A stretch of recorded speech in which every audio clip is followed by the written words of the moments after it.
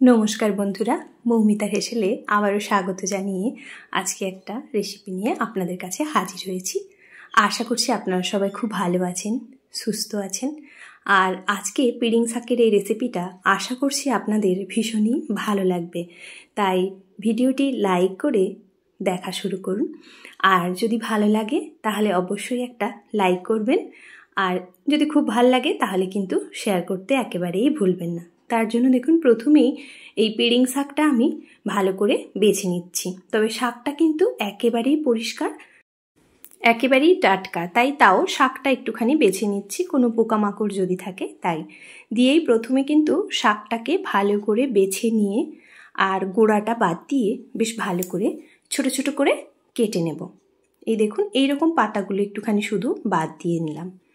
এবারেই দেখুন শাকগুলো কিন্তু বেশ ভালো করে কেটে নিয়েছি, আর ঠিক এরমভাবেই শাকটা কেটে নিয়েছি। আপনারা আপনাদের মতো কিন্তু শাকটা কেটে নিতে পারেন। তারপরেই ভালো করে ধুয়ে জল ঝরানোর জন্য রেখে দেব। এদিকে কিছুটা সবজি নিয়েছি শাকের মধ্যে দেব, তার জন্য দেখুন একটা বড় সাইজের আলু নিয়েছি আর একদম ছোট ছোট টুকরো করে কেটে নিয়েছি। তার সাথে শিম নিয়েছি 5টা, সেটাও ছোট ছোট করে কেটে নিয়েছি, আর অর্ধেকটা বেগুন কেটে নিয়েছি। দেখুন একেবারেই ছোট ছোট করে, একই রকম সাইজ করে।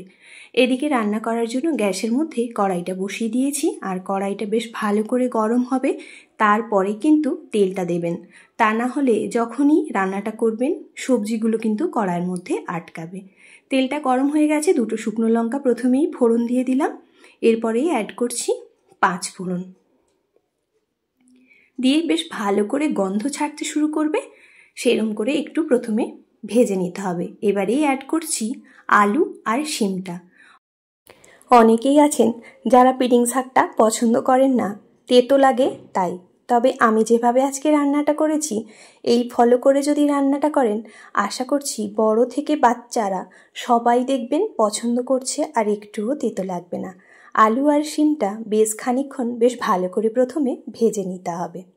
তবে লবণ অ্যাড করিনি, প্রথমটা কিন্তু এরমভাবেই ভেজে নিতে হবে খানিকটা সময় ধরে।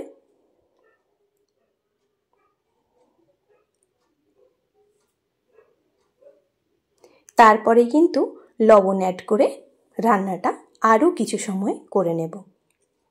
দেখুন বেশ কিছু সময় কিন্তু আমি রান্নাটা করে নিয়েছি, তারপরেই অ্যাড করলাম লবণ। এবার এর মধ্যে অ্যাড করছি হলুদের গুঁড়ো কালারের জন্য, আর উপর থেকে দিয়ে দিচ্ছি চিংড়ি মাছ।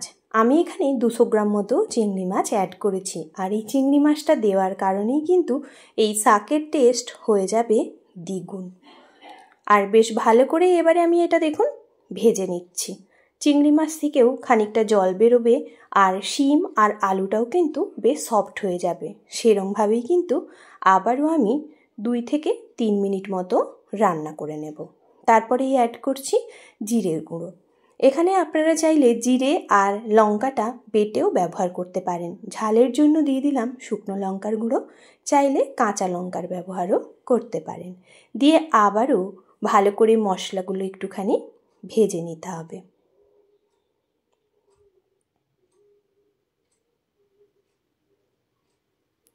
সব মশলাগুলো কিন্তু সুন্দরভাবেই কষানো হয়ে গেছে। এবারে অ্যাড করছি এর মধ্যে কেটে রাখা বেগুনগুলো। বেগুনটা দিয়ে খুব বেশি সময় রান্না করতে লাগে না, খুব সহজেই সফট হয়ে যায়, তাই বেগুনটা দিয়ে প্রথমে খানিকক্ষণ রান্না করে নেব। একটু সফট হয়ে এলে তারপরে এর মধ্যে অ্যাড করব পিড়িং শাক। আপনারা এই পিড়িং শাক কীভাবে খেয়েছেন কমেন্ট বক্সে জানাতে কিন্তু ভুলবেন না। এবারেই দেখুন ধুয়ে রাখা শাকগুলো সব এর মধ্যে অ্যাড করে দিলাম। এবারে ঢেকে মিনিট 10 মতো রেখে দেব একেবারেই লো ফ্লেমে, যাতে করে সমস্ত সবজি আর শাকটা বেশ সুন্দর করে সেদ্ধ হয়ে যায়। এদিকে একটা মশলা বানাবো, তার জন্য দেখুন একটা বাটির মধ্যে 1 চামচ পোস্ত আর দিয়ে দিচ্ছি 1 চামচ সর্ষে, দিয়েই বেশ ভালো করে প্রথমে এটা পেস্ট বানিয়ে নেব। আপনারা চাইলে এখানে আমি গুঁড়ো লঙ্কা আর জিরের ব্যবহার করেছি গুঁড়ো, আপনারা চাইলে একসঙ্গে বেটে নিতে পারেন। এদিকে দেখুন শাকটাও কিন্তু বেশ সুন্দরভাবেই সেদ্ধ হয়ে গেছে।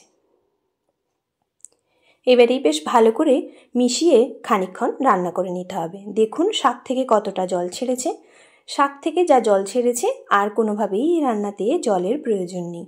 এইভাবেই রান্নাটা করবেন, তাহলে দেখবেন এই শাকের মধ্যে অল্প একটুও জল অ্যাড করতে হবে না, অথচ রান্নাটা হবে দুর্দান্ত। শাক থেকে যে জলটা ছেড়েছে যত সময় পর্যন্ত শুকনো না হয় সেই পর্যন্ত কিন্তু আবারও রান্নাটা করে নিতে হবে।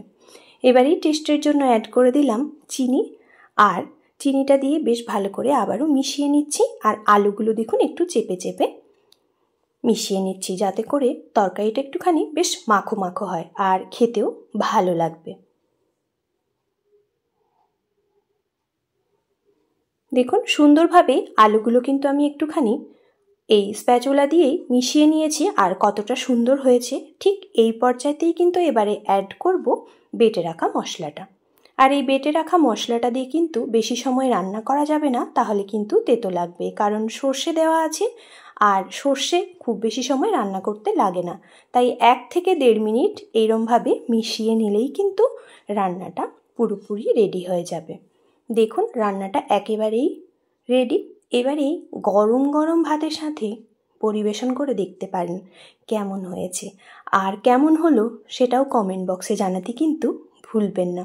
দেখুন কতটা সুন্দর হয়েছে। আর এই দুপুরবেলা গরম গরম ভাতের সাথে এরম যদি শাক থাকে তাহলে তো আর কোনো কথাই নেই।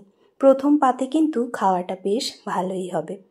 কেমন হয়েছে যদি ভালো লাগে তাহলে একটা লাইক, কমেন্ট আর শেয়ার করতে ভুলবেন না। যদি খুব ভালো লাগে তাহলে একটা সাবস্ক্রাইব করবেন। এতটা সময় আমার সঙ্গে থেকে আমার ভিডিওটা দেখার জন্য আপনাদের অসংখ্য ধন্যবাদ। ভালো থাকবেন।